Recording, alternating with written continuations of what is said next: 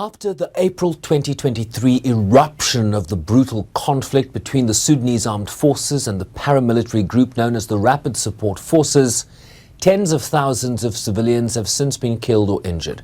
Millions have been displaced, while acute food insecurity has soared amid reports of horrific attacks and inhumane treatment of civilians, with warnings echoed time and again in the halls of the United Nations that famine and disease was closing in, with no end in sight to the fighting.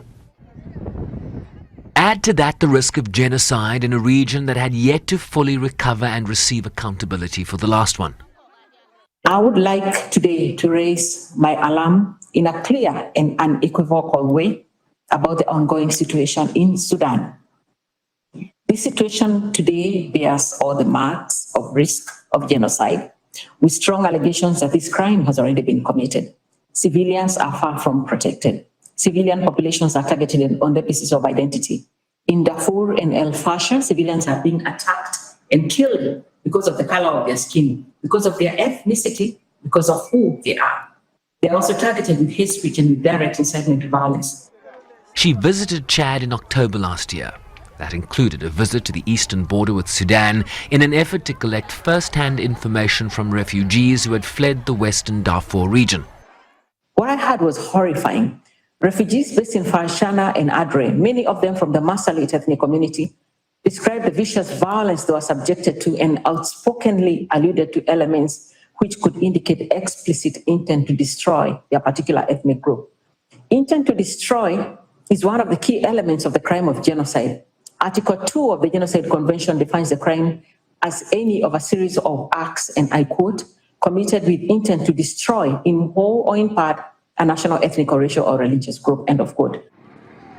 She pointed to instances of violence inflicted on these refugees, including the persistent use of rape as a weapon of war, the burning of entire villages, derogatory and racist language often aimed at African ethnic groups, and incitement, the paramilitary force and its aligned militias bearing most responsibility. Ethnically motivated attacks targeting these specific groups, the Masalit, and also the Fur and the Zagawa, have been and reportedly continue being conducted primarily by the RSF and allied armed Arab militias. They are reported to act in patterns whereby attacks against specific locations and individuals tend to be announced in advance, which could constitute indication of clear intent to destroy. Explicit calls to wage religious war by the leader of the RSF can go in the same direction. The situation in West Darfur clearly targets one part of the population, the Masalit, many who fled to Chad, as I've said, and many who are killed on the way or in the conflict. Refugees arriving from Sudan, especially in Chad, indicate that violence is based on ethnicity, including against the Masalit.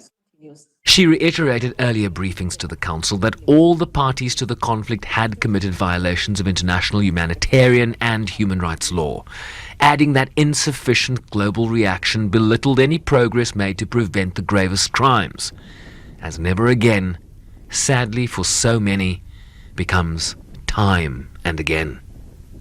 Chauvin Rice-Pease, SABC News, New York.